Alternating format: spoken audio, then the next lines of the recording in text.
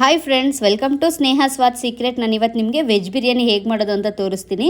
ಬಿರಿಯಾನಿ ಅಂತ ಅಂದರೆ ಬರೀ ನಾನ್ ವೆಜ್ಜಲ್ಲೇನಾ, ನಾನ್ ವೆಜ್ ಟೇಸ್ಟಲ್ಲೇ ಸೂಪರಾಗಿ ವೆಜ್ಜಲ್ಲಿ ಹೇಗೆ ಬಿರಿಯಾನಿ ಮಾಡ್ಕೊಳ್ಳೋದು ಅಂತ ನಾನು ನಿಮಗೆ ತೋರಿಸ್ಕೊಡ್ತೀನಿ ಫ್ರೆಂಡ್ಸ್. ಇದು ತೋರಿಸೋಕ್ಕೂ ಮುಂಚೆ ಇನ್ನೂ ಯಾರು ನನ್ನ ಚಾನಲ್ಗೆ ಸಬ್ಸ್ಕ್ರೈಬ್ ಆಗಿಲ್ಲ, ಬೇಗ ಬೇಗ ಸಬ್ಸ್ಕ್ರೈಬ್ ಆಗಿ. ಇವಾಗ ಸ್ಟಾರ್ಟ್ ಮಾಡೋಣ.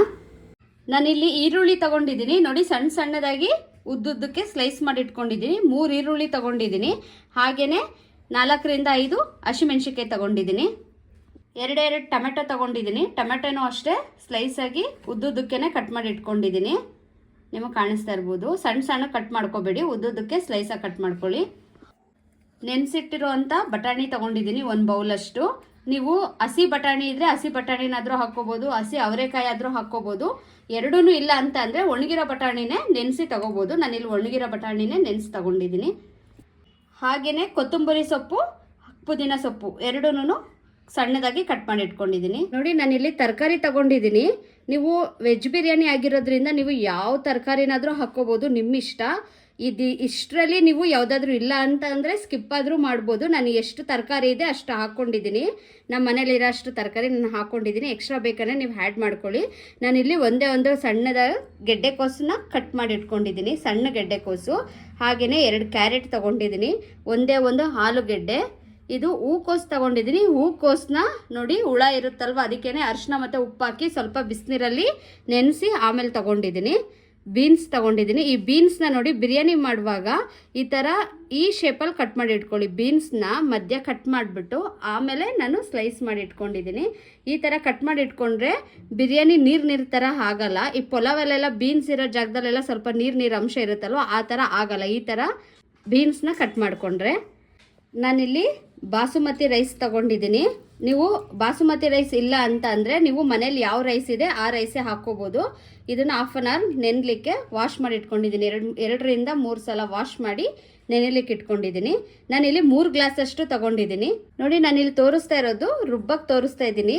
3 ಗ್ಲಾಸ್ ಅಕ್ಕಿಗೆ ನೋಡಿ, 1 ಮುಷ್ಟಿ ಆಗೋಷ್ಟು ಬೆಳ್ಳುಳ್ಳಿ, 3/4 ಮುಷ್ಟಿ ಆಗೋಷ್ಟು ಶುಂಠಿ, ಅರ್ಧ ಈರುಳ್ಳಿ, 1 ಸ್ಪೂನಷ್ಟು ಸೋಂಪು ತೊಗೊಂಡಿದ್ದೀನಿ, ಅರ್ಧ ಸ್ಪೂನಷ್ಟು ಸಾಯಿ ಜೀರಾ, ಒಂದು 10 ರಿಂದ 15 ಲವಂಗ, 4 ಏಲಕ್ಕಿ, 3 ಮರಾಠ ಮೊಗ್ಗು, ಒಂದು ಸ್ಟಾರು, 3 ಪೀಸಷ್ಟು ಚಕ್ಕೆ. ಇದಿಷ್ಟು ರುಬ್ಬಕ್ಕೆ ನೋಡಿ. ಇಷ್ಟು ಒಗ್ಗರಣೆಗೆ ತೊಗೊಂಡಿದ್ದೀನಿ.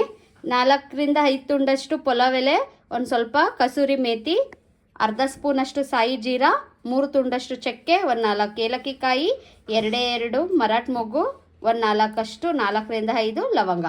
ಹಾಗೆಯೇ ನೋಡಿ, 1 ಬೌಲಷ್ಟು ನಾನು 1/4 ಲೀಟ್ರಿಗಿಂತ ಕಡಿಮೆನೇ ಇದೆ ಗಟ್ಟಿ ಮೊಸರು ತೊಗೊಂಡಿದ್ದೀನಿ. ಒಂದು ನಿಂಬೆ ಹಣ್ಣನ್ನು ನೋಡಿ ರಸ ತೆಗೆದಿಟ್ಕೊಂಡಿದ್ದೀನಿ. ಹಾಗೆಯೇ 1 ರಿಂದ 1.5 ಸ್ಪೂನಷ್ಟು ಧನಿಯಾ ಪೌಡರ್, 1 ರಿಂದ 1.5 ಸ್ಪೂನಷ್ಟು ಅಚ್ಚ ಖಾರದ ಪುಡಿ. ಇದೆರಡೂ ನೀವು ಖಾರ ನೋಡಿ ಹಾಕ್ಕೊಳ್ಳಿ. ನಾನು ಸ್ಟವ್ ಆನ್ ಮಾಡಿ ಒಂದು ಕಡಾಯಿ ಇಟ್ಕೊಂಡಿದ್ದೀನಿ. ಆ ಕಡಾಯಿಗೆ ಆಯಿಲ್ ಹಾಕ್ತಾಯಿದ್ದೀನಿ. ನೀವು 150 ml ಅಷ್ಟು ಆಯಿಲ್ ಹಾಕ್ಕೊಳ್ಳಿ. ಸ್ಪೈಸಸ್ 2 ನಿಮಿಷ ಎಣ್ಣೆಯಲ್ಲಿ ಫ್ರೈ ಆದ ತಕ್ಷಣವೇ ಹಿಂದೆನೇ ಈರುಳ್ಳಿ ಮತ್ತು ಹಸಿಮೆಣಸಿಕಾಯಿ ಹಾಕೋತಾ ಇದ್ದೀನಿ. ಈರುಳ್ಳಿನ 1-2 ನಿಮಿಷ ಬಾಡಿಸೋಣ. ಈರುಳ್ಳಿ 1-2 ನಿಮಿಷ ಫ್ರೈ ಆಗಿದೆ. ಈ ಟೈಮಲ್ಲಿ ನೋಡಿ, ಪುದೀನ ಮತ್ತು ಕೊತ್ತಂಬರಿ ಎರಡನ್ನೂ ಹಾಕೋತಾ ಇದ್ದೀನಿ. ಹಾಕ್ಕೊಂಡು ಇದನ್ನು 1-2 ನಿಮಿಷ ಎಣ್ಣೆಲಿ ಹುರ್ಕೊಳ್ಳೋಣ. ಫ್ರೈ ಆಗಿದೆ ಇವಾಗ ಸೊಪ್ಪು 1-2 ನಿಮಿಷ. ಈ ಟೈಮಲ್ಲಿ ನಾನು ಬಟಾಣಿ ಹಾಕೋತಾ ಇದ್ದೀನಿ. ಬಟಾಣಿ ಹಾಕ್ಕೊಂಡು ಅದನ್ನು 1-2 ನಿಮಿಷ ಬಾಡಿಸೋಣ. ನೋಡಿ, ಒಂದೊಂದೇ ತರಕಾರಿ ಹಾಕ್ತೀನಿ. ಈ ಹೂಕೋಸು ಮಾತ್ರ ಇವಾಗಲೇ ಹಾಕ್ಕೊಳ್ಳೋದು ಬೇಡ, ಯಾಕಂದರೆ ನಾನು ಬಿಸಿನೀರಲ್ಲಿ ಆಲ್ರೆಡಿ ಅದನ್ನು ಒಂದು ಸ್ವಲ್ಪ ಹೊತ್ತು ನೆನೆಸಿರೋದ್ರಿಂದ ಅದು ಆಲ್ರೆಡಿ ಒಂದು ಸ್ವಲ್ಪ ಬೆಂದಿರುತ್ತೆ, ಸಾಫ್ಟಾಗಿರುತ್ತೆ. ಹಾಗಾಗಿ ಅದನ್ನು ಆಮೇಲೆ ಹಾಕೋತೀನಿ. ಇವಾಗ ಹೂಕೋಸು ಹಾಕೋದು ಬೇಡ. ಇನ್ನು ಮಿಕ್ಕಿದ ತರಕಾರಿ ಎಲ್ಲ ಹಾಕ್ಕೊಳ್ಳೋಣ.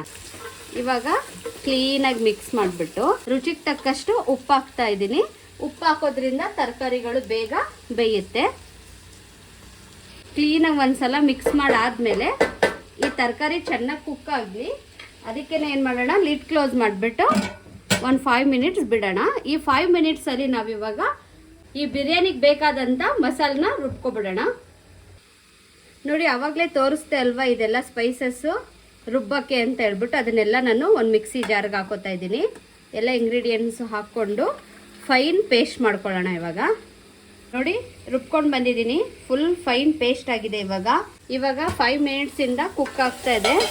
ಮತ್ತೊಂದು ಸಾರಿ ಕ್ಲೀನಾಗಿ ಮಿಕ್ಸ್ ಮಾಡಿಬಿಟ್ಟು ಇವಾಗ ಧನಿಯಾ ಪೌಡರ್ ಹಾಕ್ತಾಯಿದ್ದೀನಿ.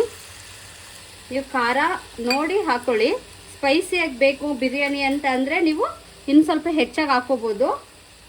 ಟೇಸ್ಟ್ ನೋಡಿ ಮತ್ತೆ ಹಾಕ್ಕೊಳ್ಳಿ. ಇಲ್ಲ ಅಂತಲೇ ನನಗೆ ಸ್ಪೈಸಿ ಬೇಡ ಅಂತಲೇ ನಾನು ಇವಾಗ ತೋರಿಸಿದ್ದೀನಲ್ವ, ಇದಕ್ಕಿಂತ ಕಡಿಮೆನೇ ಹಾಕ್ಕೋಬೋದು ನೀವು. ಈ ಟೈಮಲ್ಲೇ ನೀವು ಚಿಲ್ಲಿ ಪೌಡರ್ ಧನಿಯಾ ಪೌಡರ್ ಹಾಕೋದ್ರಿಂದ ಚೆನ್ನಾಗಿ ಕಲರು ಬರುತ್ತೆ, ಹಾಗೆ ಹಸಿ ಹಸಿ ಇರಲ್ಲ, ಟೇಸ್ಟ್ ತುಂಬ ಚೆನ್ನಾಗಿ ಕೊಡುತ್ತೆ. ಹಾಗಾಗಿ ಈ ಟೈಮಲ್ಲೇ ಚಿಲ್ಲಿ ಪೌಡರ್ ಧನಿಯಾ ಪೌಡರ್ ಎರಡೂ ಹಾಕ್ಬಿಡಿ. ಮತ್ತು ಇನ್ನೊಂದು ಏನಪ್ಪ ಅಂತಂದರೆ ಈ ಪೌಡರ್ ಹಾಕುವಾಗ ಸ್ಟವ್ ಉರಿ ತುಂಬ ಕಡಿಮೆನೇ ಇಟ್ಕೊಳ್ಳಿ, ತಳ ಹಿಡಿದ್ಬಿಡುತ್ತೆ. ಕ್ಲೀನಾಗಿ 1-2 ನಿಮಿಷ ಮಿಕ್ಸ್ ಮಾಡಿ ಇದನ್ನು ಫ್ರೈ ಮಾಡೋಣ. 2 ನಿಮಿಷ ಆದಮೇಲೆ ರುಬ್ಬಿಟ್ಕೊಂಡಿರೋ ಅಂಥ ನೋಡಿ ಈ ಮಸಾಲೆ ಎಲ್ಲ ಹಾಕ್ತಾಯಿದ್ದೀನಿ. ಈ ಮಸಾಲೆ ಎಲ್ಲ ಹಾಕಿದ್ಮೇಲೆ ಒಂದ್ಸಲ ಕ್ಲೀನಾಗಿ ಮಿಕ್ಸ್ ಮಾಡಿಬಿಟ್ಟು ನೋಡಿ ಇದನ್ನು 1-2 ನಿಮಿಷ ಇದನ್ನು ಹುರ್ಕೋಬೇಕು ನಾವು. ಇದ್ರದ್ದು ಶುಂಠಿ ಬೆಳ್ಳುಳ್ಳಿ ಇದೆಲ್ಲ ಹಸಿ ಸ್ಮೆಲ್ ಹೋಗೋವರೆಗೆ 1-2 ನಿಮಿಷ ಬಾಡಿಸೋಣ. ಬಟ್ ಹೈ ಫ್ಲೇಮ್ ಇಟ್ಕೋಬೇಡಿ, ಸಿಮ್ಮಲ್ಲೇ ಇರಲಿ. ಶುಂಠಿ ಬೆಳ್ಳುಳ್ಳಿದು ಹಸಿ ಸ್ಮೆಲ್ಲೆಲ್ಲ ಹೋಗೋ ಥರ 2 ನಿಮಿಷ ಫ್ರೈ ಮಾಡಿ ಆದಮೇಲೆ ಟೊಮೆಟೊ ಹಾಕೊಳ್ಳೋಣ.